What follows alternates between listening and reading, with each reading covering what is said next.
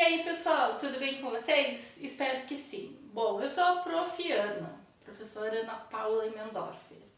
E é com muito prazer que eu digo que estou de volta no EAD da Filosofia da UFPEL, certo? Para o curso de licenciatura.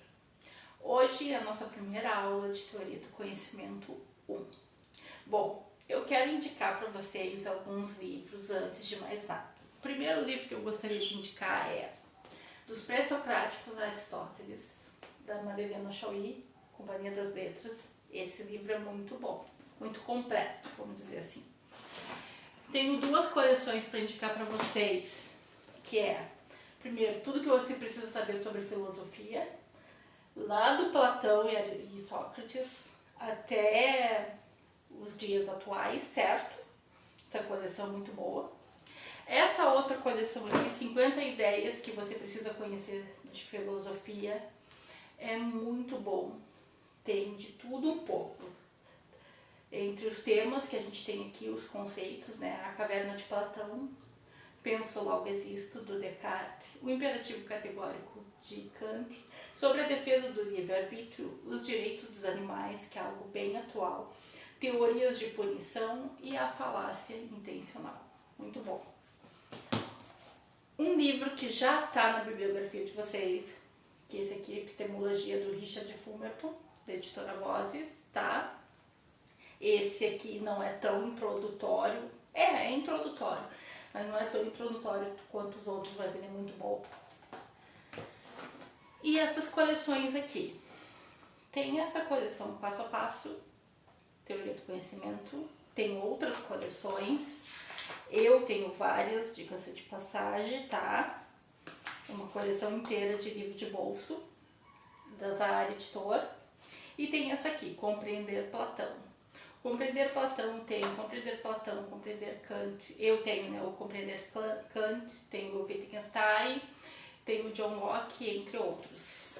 Vocês vão gostar muito dessas coleções, porque eles são livrinhos, né, pequenos, dá para ler rapidamente. Vocês podem ler enquanto vocês estão fazendo uma viagem, enfim, e eles te dão uma base bem boa.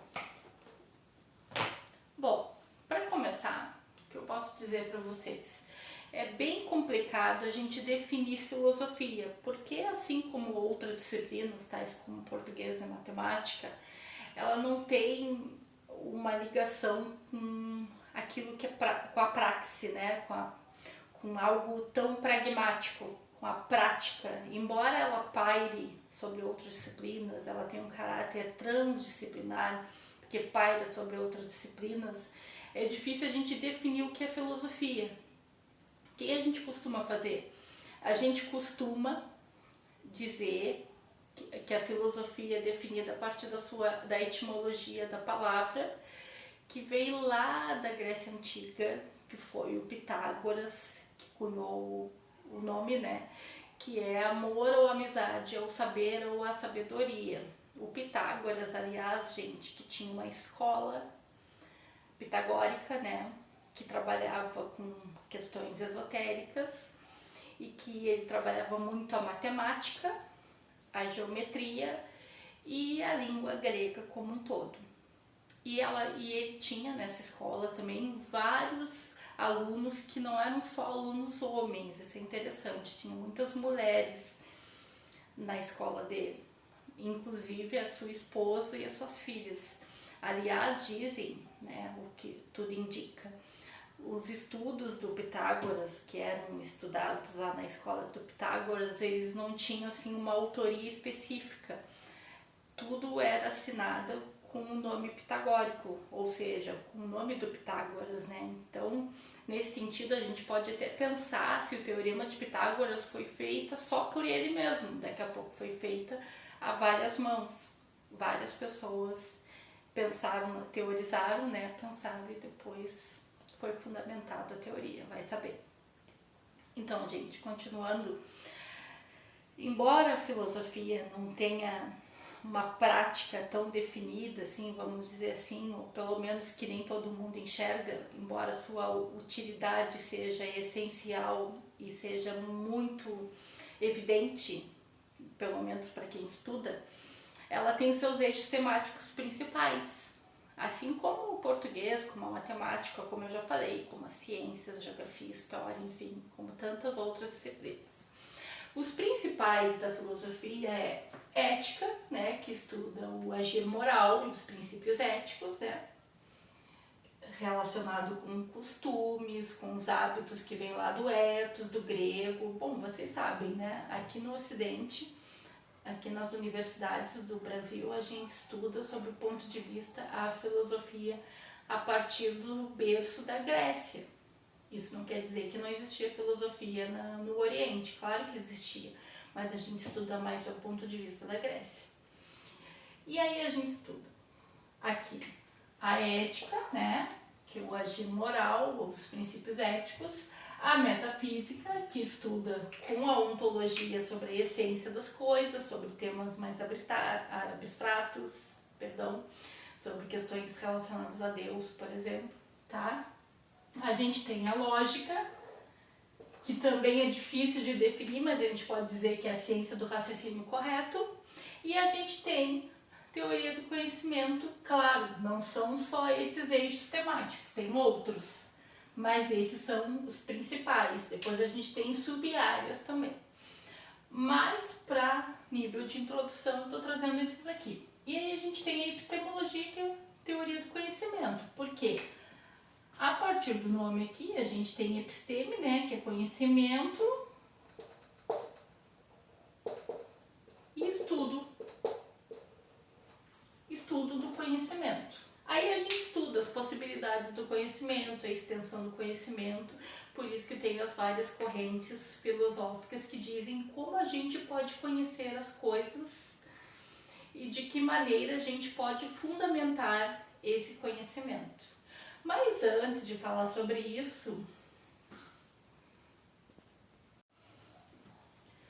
antes de chegar na teoria do conhecimento propriamente dita, eu gostaria de falar com vocês sobre outra coisa. Bom, vocês sabem, né, que a filosofia, antes de se ter filosofia, tudo era explicado por meio de narrativas fantasiosas. O que era isso? Eram os mitos, que eram narrativas fantasiosas que contavam de forma um tanto distorcida como as coisas ocorriam, como algum fenômeno da natureza ocorria, ou sobre qualquer outra coisa, como o surgimento dos sentimentos, vamos dizer assim. Mas por quem eram contados esses mitos? Na sua maioria, eles eram narrados por poetas que eram andarilhos, que passavam de cidade em cidade, de polis em polis, né, cidade-estado lá na Grécia Antiga, em outros lugares também. E eles chegavam no meio das praças, né, na praça pública, e começavam a narrar. Os principais eram o Hesíodo e o Homero. O Hesíodo escreveu, entre outras coisas, os Trabalhos e os Dias e Teogonia. E o Homero escreveu, entre outras coisas, a Ilíada e a Odisseia. Eles narravam muito por meio de poemas, como eu já disse para vocês. Era muito interessante esse trabalho deles, porque às vezes eles chegavam num lugar e o governante desse lugar pedia que eles narrassem alguma história que tinha a ver com os feitos que eles faziam administrativamente. Por que eu estou fazendo uns aspas? Porque esses políticos, eles sempre tinham interesse em exaltar aquilo que eles faziam. E isso acontecia em quase todo lugar, sempre aconteceu, e se a gente for trazer isso para um contexto atual, a gente vai ver que, de certo modo, claro que hoje a gente tem tecnologias, a gente tem as redes sociais, por exemplo, isso acontece até hoje, até nos dias de hoje. Então seria mais ou menos assim, ó, como nos dias de hoje, por exemplo, alguém chegar na minha cidade aqui em Rio Grande e um poeta desses, vamos dizer, o Homero, chegasse aqui e o prefeito da cidade chamasse ele na prefeitura e dissesse assim: olha, seu Homero, a gente tem muito prazer em recebê-lo aqui, mas a gente gostaria que essa sua estadia servisse para que o senhor contasse alguma coisa interessante sobre a nossa história, sobre os nossos heróis. Então a gente vai contar para o senhor mais ou menos o que eu fiz aqui na minha administração, o senhor converse com outras pessoas também, com pessoas ligadas ao povo, né? Entre outras pessoas ligadas à minha administração, e o senhor pode chegar lá na praça pública, claro, contando que não tivesse as redes sociais, né, gente? O senhor pode chegar na praça pública ali e narrar essas histórias pra gente?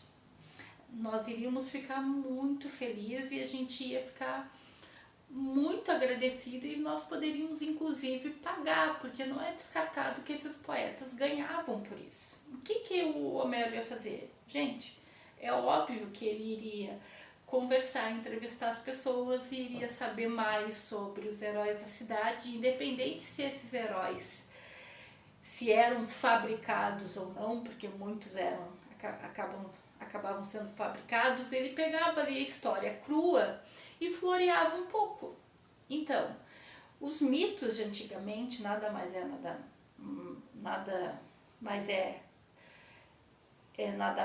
menos do que de repente o folclore que é narrado hoje em todos os estados brasileiros. Aqui no Rio Grande do Sul mesmo a gente tem, entre outros, o Saci Pererê, não é mesmo? Então, esse folclore, ele acaba sendo cheio de fantasia, cheio de história bonita, floreada, como eu disse antes, para que evidencie muito, claro, o lugar da onde está saindo esse folclore, mas também que se evidencie a administração do local. Então, uma coisa que daqui a pouco era menor se tornava maior. Uma das coisas que o Homero narrou na época, a Guerra de Troia, né? A Guerra de Troia, como vocês sabem, ela ocorreu por conta de um amor de uma mulher, Helena. E esse amor por essa mulher fez com que se mexesse com a economia, com a política e com o social de duas nações, que era a Grécia e os troianos. Procurem filmes sobre Guerra de Troia ou séries sobre a Guerra de Troia que vocês vão ver. É bem interessante, porque o príncipe que se apaixonou por Helena, inclusive, antes dele se apaixonar por Helena e conhecer a Helena, ele foi persuadido, né, por 3 deusas e por Zeus e por seus, digamos assim, por outros deuses, para escolher uma deusa e escolher se ele queria ser admirado, se ele queria ser o homem mais importante do mundo ou se ele queria ter o maior amor do mundo dele. E ele escolheu nada mais nada menos que a Afrodite, que é a deusa do amor. E logo depois, em seguida, né, ele fez uma viagem. Não, primeiro ele se descobriu príncipe, porque antes ele não era príncipe, né? Ele tinha sido roubado, vamos dizer assim. Não vou contar toda a história, porque perde um pouco a graça. Mas foi numa viagem que ele conheceu a mulher da sua vida, que era Helena. E por conta desse amor, como eu disse para vocês, ele mexeu com 2 nações. Enfim, antes havia os mitos. Depois surgiu os primeiros filósofos, como vocês sabem, os pré-socráticos. O que eles queriam explicar? Como tinha surgido o mundo por meio da razão, né? Então eles queriam explicações racionais do que havia acontecido e não as explicações míticas que havia antes. Nesse sentido, gente, foi muito interessante até o que eu estudei na Marilena Chauí para vocês verem como se deu todo esse processo, porque os primeiros filósofos estudaram uma forma de explicar o cosmos, que era a ordem das coisas, como o mundo havia surgido. E depois, a partir de Sócrates, tudo mudou. Por isso, aliás, que Sócrates é o patrono da filosofia. Então, continuando. Agora vocês têm um panorama mais completo das coisas, contextual, vamos dizer assim. O que é filosofia, os principais eixos temáticos, o que são os mitos, como começou a filosofia com os pré-socráticos e assim por diante. O que eu tenho para vocês agora? Eu tenho todo o arsenal, abrir mais o leque, né, para a teoria do conhecimento propriamente dita. Como eu falei para vocês, eu vou utilizar muito desses livros que eu indiquei antes para vocês, principalmente aqueles dois sobre tudo, sobre filosofia, 50 ideias da filosofia, que eu vou usar, inclusive, capítulos inteiros para explicar para vocês correntes filosóficas que tratem sobre teoria do conhecimento. Falar sobre a caverna do Platão também, né, o mito da caverna, que é muito importante, porque a partir, gente, do mito da caverna a gente tem o idealismo e tem o realismo, o empirismo, vamos dizer assim, tá? Que foi os primórdios desses filósofos. Mas antes disso, a gente tem ainda o Heráclito e o Parmênides, que são os pré-socráticos, que um trata sobre a mudança das coisas e o outro trata sobre a imutabilidade das coisas. Afinal de contas, será mesmo que tudo se move? Será mesmo que tudo passa pela sua dinâmica? Ou será que tudo passa pela sua estática? Bom, enfim, isso é tema para as próximas aulas. O meu objetivo nesse primeiro dia, nessa primeira aula, era trazer para vocês a bibliografia e dar um panorama geral. Agora, nós vamos ter uma ideia, vamos difundir essa ideia de forma mais estrita, vamos dizer assim, tá bom? Então, por hoje é isso. Bye!